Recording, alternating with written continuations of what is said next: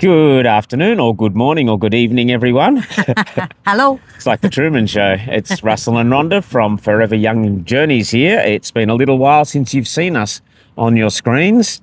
You might be thankful for that. But we're at training. Yes. What have we done? Just check my watch. We've done 10 kilometres into a training walk today. Probably did another 3 kilometres earlier this morning. Yep. Got maybe 5 or 6 kilometres to go. We've got our backpacks with us, as you can see, effectively packed for an exciting overseas trip that we have coming up. You may be aware that we'll be running a tour for a Melbourne tour agency called Sila Travel that will be walking the Via Francigena from where we're starting, Lucca, to Rome. So over the course of 18 days from May the 5th to May the 23rd, beginning in Lucca, walking through a whole bunch of Tuscan towns, San Quirico, San Gimignano, a lot of towns whose names I can make a mess of. Radicofani or Radicofani, however, we still don't know how to say that. Sutri, Siena. Yes, beautiful. We will have a side trip to Assisi in that because it is a special year of St. Francis. So that is 18 days of walking and I guess cultural experiences as well. But after that, we are going to do something that is pretty epic for us. It's pretty cool. Very cool. Very cool. That is my throw to you. Oh, good. Yes. So we are going to do the Via di Francesco. We are indeed. This is very exciting. So once we finish at Rome, we're going to catch a train up to Florence. And then from Florence, we're going to walk all the way down back to Rome. But we're going to go via Laverna. Yes, we are the sanctuary of Laverna, started by St. Francis. Yep, a lot of little Tuscan towns and what's the other area? Umbrian towns, that's right. Yeah. And then we get to Assisi, we go to Rieti, and then we sort of head down to Rome. And that'll take about 31 days. And so we've actually planned that ourselves. So we've broken it apart a little bit so that we want to take our time and enjoy that part of the world. There's some serious mountains. Yeah, a little bit too serious for our liking. Mountains in there, but so we can do it. We're training for it, so we'll be able to handle it. And we're not mountaineers. But we've broken it down so that we can do it and we can enjoy it. We have tried to make the stages manageable for us. Yeah, so really looking forward to this.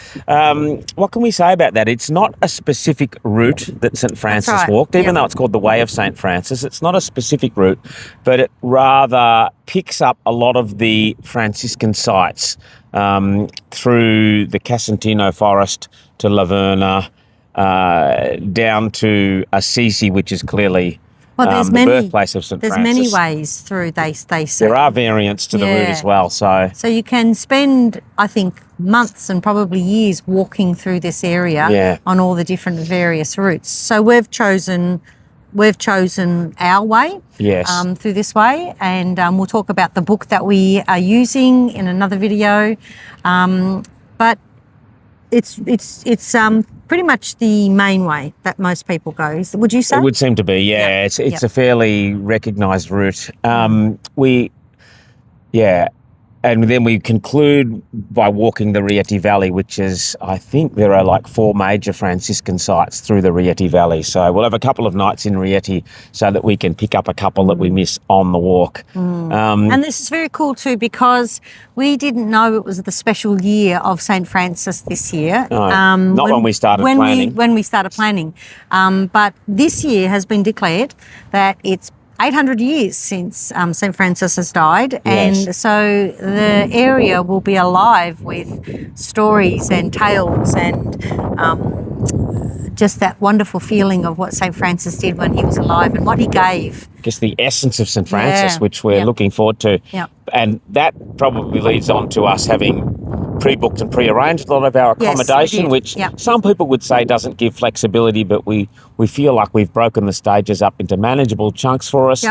We knew that as soon as it was announced as a special year of St. Francis, that at the time of year we're walking in particular, which is May into June, it would be busy. So we've pre-booked, pre-arranged, and we're happy with that. That allows us to walk and enjoy the walk, enjoy the pilgrimage without having to think about where we're staying at the end of each day, knowing that we've got something lined up. That's right. And as you know, I need a good bed, or at least a bed. A bed. And a bathroom to be able to continue to walk the next day. So we're guaranteed that.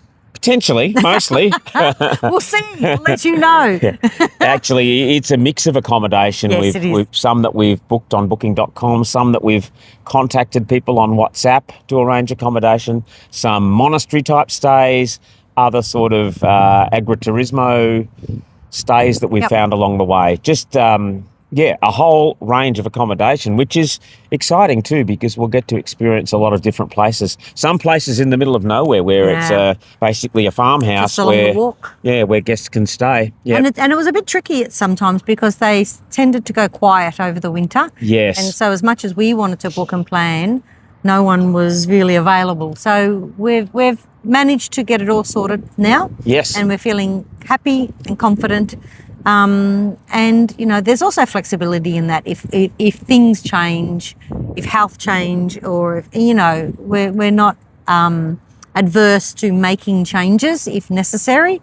It's just nice to have.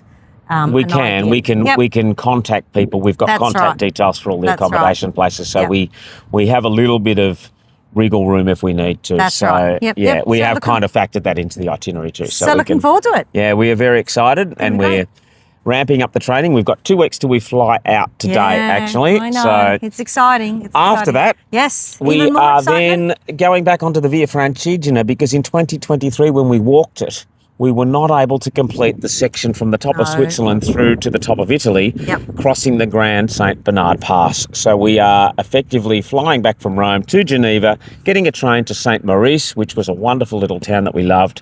And from there, we are going to walk, I think it's 5 stages, across the top of the Grand St. Bernard Pass to Aosta in Italy, which will basically complete that part that we missed. It was snowed over last time and we couldn't cross it. We're not really great in the snow.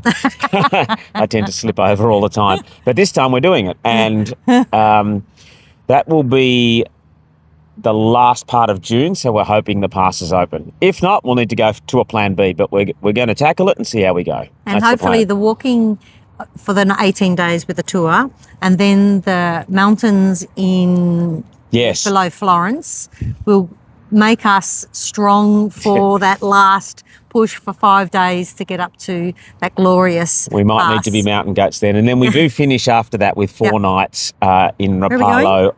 Rapallo on the... Sounds good. Rapallo? I think they call it the... You've got to do it with your hands. Rapallo, maybe. Do you think? Rapallo. We'll see. We'll keep you posted on that. That's right. Someone might get kicked out of Italy if she keeps doing that. No. That is on the... I think they call it the Italian Riviera. So we've got... it sounds fancy, but we found some accommodation there for 4 nights. And then we... train back to Milan to fly home, back to Oz. So, Looking forward to sharing it all with you. And we'll be our clumsy self and this will just be a lot of fun. We do intend to post, once we're on the way of St. Francis, we'll aim to post daily updates online on YouTube. For our family. And so keep an eye out, and we'll see you then. Thanks for watching. Ciao. We forgot to show the books. Oh, well, fortunately, I have the book right here, and I think you have yours nearby as well. I do, yes. Come on. This is the guidebook we are taking with us, The Way of St. Francis, Via di Francesco by the Reverend Sandy Brown, a comprehensive guidebook which we purchased through Cicerone Press. Buying it through Cicerone gave us access to the GPX tracks, the GPX routes, which we have been able to import into our mapping app, which we have on our phone. The app that we're using for navigation is called Mappy, M-A-P-Y. We've been able to import the GPX routes for the Way of St. Francis, and we can also access them offline, which is handy if internet drops out. So Rhonda's showing you there where we're walking from. So we'll be starting up at Florence and following this route all the way down through Assisi, through the Rieti Valley, and back down to Rome. So... Yep, 750 kilometres. So this guidebook contains detailed maps for each stage, step-by-step instructions along the way. Basically turn left at this house and keep going along this path and you will come to this fork in the road, that kind of thing. Topography. Has little maps of the topography, which is always important so you for can me. see how high you need to climb each day, what the ascent and descent is. The only thing it doesn't give you is the weather, but that's a day-to-day thing, isn't it? Oh, yes. Even Sandy's maybe not that good. But It's really good, though, because he's very step-by-step. He steps you through it, doesn't methodical, it? isn't it? So it's really handy to have. Incredibly valuable, In saying that, you can adjust because of the maps and that mappy and everything. The app that we have will allow us to maybe adjust the route. I guess you can come across something, there might be a diversion in place or something like that, and we'll be able to find our way back. And Rhonda is also taking this book here. Yeah, so this book is called Good Morning, Good People by Russ Eames. Now, we heard about this book on some sites that we follow with all these pilgrimages, and we also listened to Russ on a couple of podcasts. So we got the book. The book is amazing. The book, Russ talks about it being an essential pocketbook to take on this pilgrimage, the Via di Francesco, because it shares many of the important moments in St. Francis's life, I guess, in this area, and his engagement with people and stories. Stories that are linked to specific geographical sites along the way. So, for instance, at the four sacred sites in the Rieti Valley, the Monastery of Laverna, which St. Francis started, and it is 800 years since the death of St. Francis, so it's very significant. Yep. So that'll be a great book to take, and we'll be reading that along the way and engaging with the moments. Making sure we see a lot of the sites that St. Francis visited. And the funny thing about... famous beech tree near Poggio Bustoni. Yep. So looking forward to it. Yeah. And the funny thing about this book is that we did leave it on the bench one day, and we have a puppy, and the puppy chewed some corners, so we've got some lovely bite marks. You call it dog-eared. It's kind of like dog-bitten rather than dog-eared. Oh, lovely. Anyway. So these are our two books that we will be taking. Yeah. Thanks for watching. See you on the trail.